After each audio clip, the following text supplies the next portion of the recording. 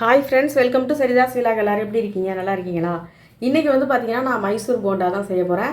என்னோடய மாடலில் நான் செஞ்சு காட்ட போகிறேன். இந்த மைசூர் போண்டா செய்கிறது எப்படிங்கிறத ஃபஸ்ட்டு பார்க்கலாம். அதுக்கு தேவையான பொருள் என்னங்கிறதெல்லாம் பார்த்துடலாம். தேவையான பொருள் வந்து பார்த்திங்கன்னா அதை பாருங்கள், அந்த கரெக்டாக 1/2 கிலோ மைதா நான் வந்து எடுத்திருக்கேன். மைதா மாவு 1/2 கிலோ. தயிர் நல்லா ஒரு 1/4 லிட்ரு அளவுக்கு தயிர் எடுத்திருக்கேன். நல்லா வந்து இது வந்து கொஞ்சம் புளிச்ச தயிர் தான் எடுத்திருக்கேன். அடுத்து தேவையான அளவு உப்பு, கொஞ்சம் சீரகம், பெருங்காயத்தூள், கொஞ்சமாக ஆயில். நான் வந்துட்டு இது பாம் ஆயில் தான் எடுத்திருக்கேன். இது பேக்கிங் சோடாப்பு கொஞ்சம் எடுத்திருக்கேன்.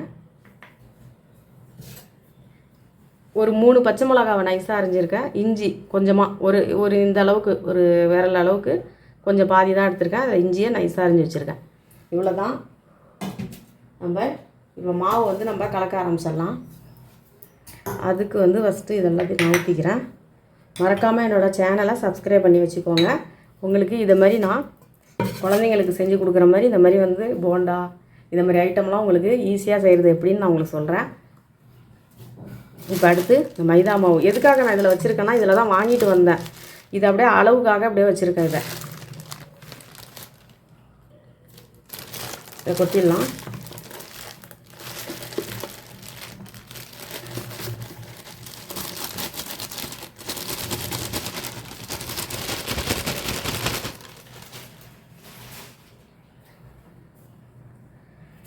அடுத்து இந்த தயிரை ஊற்றிடலாம்.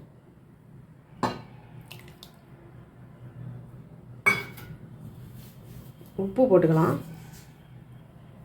இந்த பாருங்க, உப்பு, சீரகத்தை வந்து நல்லா வந்து இந்த மாதிரி இப்படி கசக்கி போட்டுருங்க. அப்போ தான் நல்லா வாசமாக இருக்கும். சீரகம் போட்டாச்சு. பெருங்காயத்தூள்,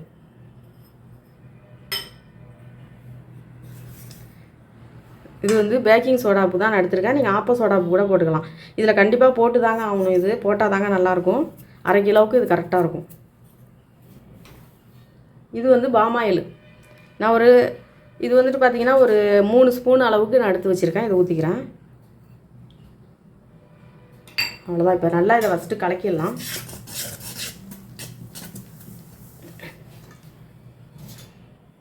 இதை இஞ்சி, பச்சை மிளகாய் இதையும் போட்டுடலாம்.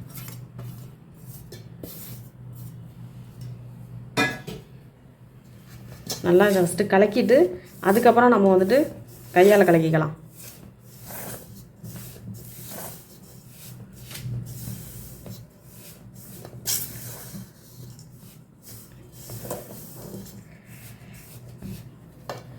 இப்போ கொஞ்சம் தண்ணி ஊற்றிக்கலாம். இப்போ பத்தாது, இந்த தயிர் வந்து இதுக்கு பத்தாது.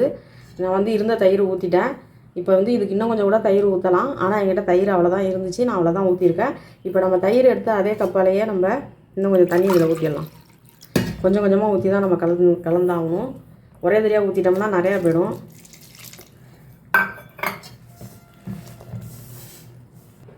இன்னும் கொஞ்சம் தண்ணி ஊற்றிக்கிறேன்.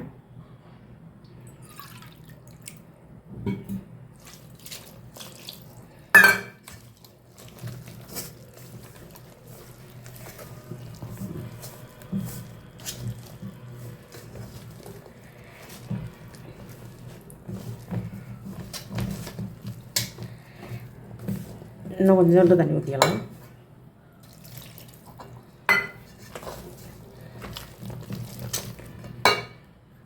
விஸ்கு வச்சு ஓரளவுக்கு கலந்தாச்சு. இப்போ இதை எடுத்துடலாம்.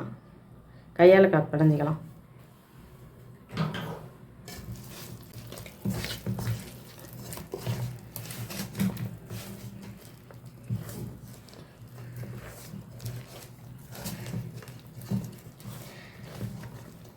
நான் இன்னும் கொஞ்சம் தண்ணி ஊற்றிக்கிறேன்.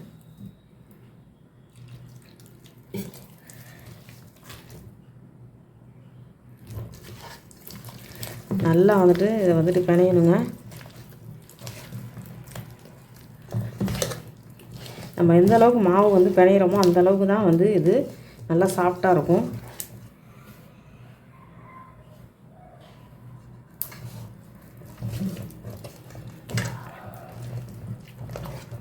இது மாதிரி வந்து நல்லா பிணைஞ்சு விடுங்க. நல்லா கையை கொஞ்சம் வலிக்கும் தான் இது பிணையிறதுக்கு.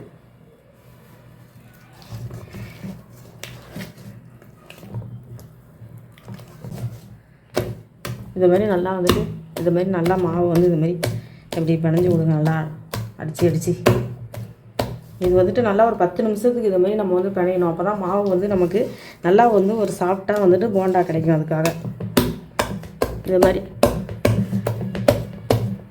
இட்லிக்கெல்லாம் மாவு வந்து நம்ம இட்லிக்கு மாவு அரைச்சி நம்ம மாவு கரைப்போம்ல, அதுமாரி நல்லா வந்து கரைச்சி விடுங்க. இந்த தண்ணி போதுமானது. இப்போ ஊறுனாக்கா கரெக்டாக இருக்கும். இந்த தண்ணி போதுமானது.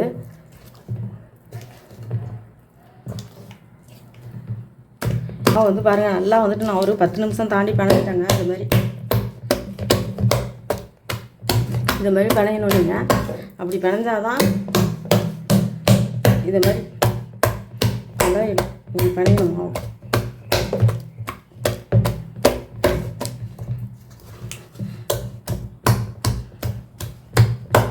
இது மாதிரி வந்துட்டு மாவு வந்து நம்ம பிணைஞ்சாதான். இப்போ வந்து நல்லா வந்துட்டு நான் பிணைஞ்சிட்டேன். இப்போ வந்துட்டு இது ஒரு நல்ல நான் ஒரு கரெக்டாக ஒரு 20 நிமிஷம் ஊற வச்சுக்கிறேன். நல்லா 20 நிமிஷம் ஊற வச்சிட்டோம்னா மாவு வந்துட்டு அதுக்கப்புறம் நல்லா சூப்பராக இருக்கும் போண்டா. அவ்வளோதான், மூடி வச்சிட்றேன். மைதா மாவே இப்படி தான் பிசு பிசு பிசு பிசுன்னு கையில் ஒட்டிக்கும். அவ்வளோதான், போண்டாவுக்கு மாவு ரெடி. இப்போ நான் அப்படியே வந்து மூடி வச்சிட்றேன். நல்லா வந்துட்டு ஒரு 20 நிமிஷம் ஊறினதுக்கப்புறம் நம்ம போண்டா சுட ஆரம்பிச்சிடலாம். இப்போ வந்து மாவு வந்து நான் கிளறி வச்சுட்டேன், பிசைஞ்சு வச்சுட்டேன். அடுத்து வந்து நான் இப்போ வந்து இதுக்கு ஒரு சட்னி அரைச்சிக்கலாம். இப்போ இந்த சட்னி தொட்டு சாப்பிட்டா தான் அந்த போண்டா ரொம்ப நல்லாயிருக்கும். இதை பாருங்கள், கொஞ்சமாக ஒரே ஒரு கொட்டை புளி, ஏற்கனவே நம்ம தயிர் புளிப்பு தயிர் தான் ஊற்றிருக்கோம். அதனால் ஒரே ஒரு கொட்டை புளி வந்து போட்டுக்கலாம். இது பாருங்கள், பச்சை மிளகா ஒரு 6 பச்சை மிளகா போடுறேன். இந்த தேங்காய் இது வந்து நல்லா ஒரு அரை மூடி தேங்காய் தேவிருக்கேன். இதையும் போட்டுடலாம். தேங்காய் சட்னி இதுக்கு நல்லாயிருக்கும்.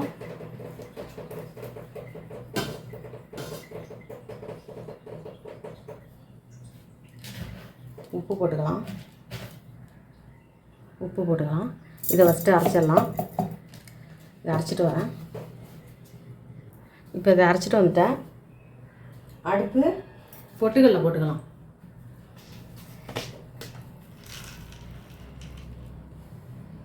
இது பாருங்க, பொட்டுக்கல்ல இன்னும் கொஞ்சம் போட்டுக்கிறேன்.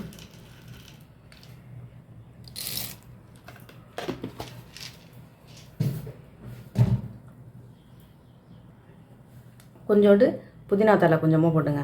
கொஞ்சோண்டு போட்டுங்க, ரொம்ப வேணாம், கொஞ்சோண்டு. இப்போ இதை அரைச்சிட்டு வந்துடுறேன்.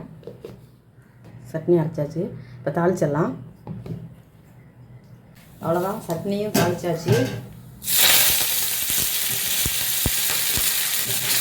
கடுகு, உளுத்தம் பருப்பு, கருவேப்பிலை, காஞ்ச மிளகாய் எல்லாம் போட்டிருக்கேன். அதில் சட்னி தாளிச்சாச்சு. போண்டாவுக்கு ஒரு சூப்பரான ஒரு சட்னி தாளியாச்சு. அவ்வளோதான், சூப்பராக இருக்கும் இந்த சட்னி. இதுக்கு இதை அப்படியே மூடி வச்சிடலாம். இது ஒரு பக்கம் இருக்கட்டும். போண்டா மாவு இப்போ ஊறி இருக்கும். எப்படி இருக்குதுன்னு பார்க்கலாம். அவ்வளோதான். அதை பாருங்கள், நல்லா வந்துட்டு 20 நிமிஷம் ஊறிடுச்சிங்க. பாருங்கள் எவ்வளோ சூப்பராக வந்துட்டு நல்லா மாவு கொஞ்சம் நல்லா வந்துட்டு கொஞ்சம் மேலே வந்திருக்கு. மாவு பார்த்தாலே தெரியுது. இப்போ நம்ம அடுத்து இதை வந்துட்டு போண்டா போட ஆரம்பிச்சிடலாம். எண்ணெய் சட்டி அடுப்பில் வச்சுட்டேன். எண்ணெய் வந்து காஞ்சிக்கிட்டு இருக்குது. இப்போ மறுபடியும் இதை வந்துட்டு நம்ம ஒரு வாட்டி நம்ம பிணைஞ்சி விட்டுறலாம். திரும்ப ஒரு வாட்டி இதை நல்லா இப்படி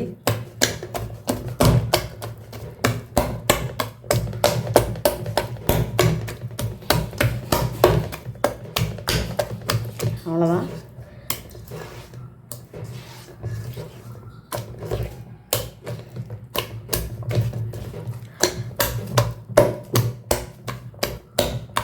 அவ்வளோதாங்க. இப்போ நம்ம போட ஆரம்பிச்சிடலாம். போட ஆரம்பிச்சிடலாம்.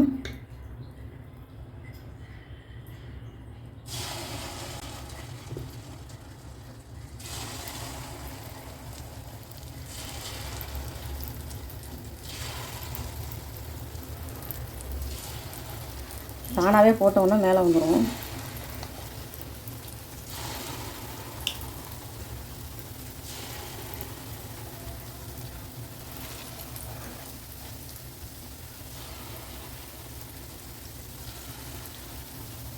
போதும்னு நினைக்கிறேன்.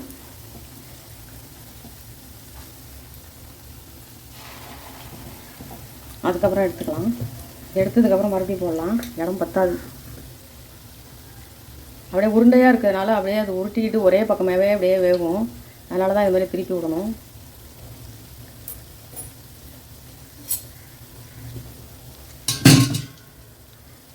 இப்படி இது மாதிரி பண்ணி விடுங்க. அடுப்பை வேகமாக வச்சுக்காதீங்க. வேகமாக வச்சிங்கனாக்கா உள்ளே வந்துட்டு அப்படியே மாவாக இருக்கும், வெளியில் மட்டும் அப்படியே செவந்த மாதிரி ஆகிடும்.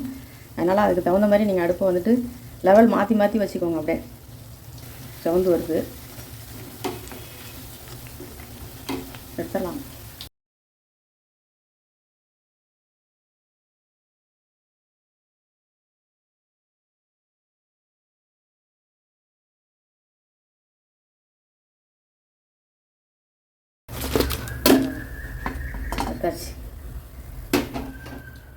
அவ்வளோதான். இந்த பாருங்கள், சூப்பராக வந்து போண்டா வந்து செஞ்சாச்சு, மைசூர் போண்டா. இப்போ சட்னியும் ரெடி பண்ணியாச்சு, சட்னியும் சூப்பராக ரெடி பண்ணியாச்சு. இந்த பாருங்கள், இப்போ நம்ம இந்த பாருங்கள் டேஸ்ட் பண்ணலாமா? இந்த பாருங்கள் எவ்வளோ சாஃப்டாக இருக்குது பாருங்கள்.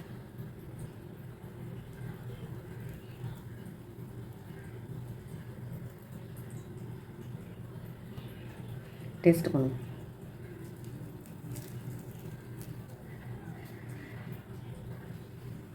சட்னியில் தொட்டு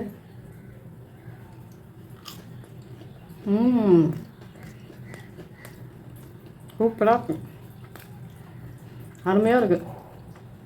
வரும்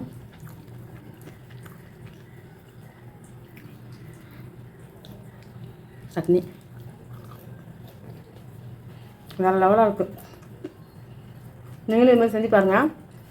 செஞ்சு பார்த்துட்டு எப்படி இருந்துச்சுன்னு கமெண்ட் பண்ணுங்கள். இந்த வீடியோ உங்களுக்கு பிடிச்சிருந்தா லைக் பண்ணுங்கள், ஷேர் பண்ணுங்கள், சப்ஸ்கிரைப் பண்ணுங்கள். நன்றிங்க.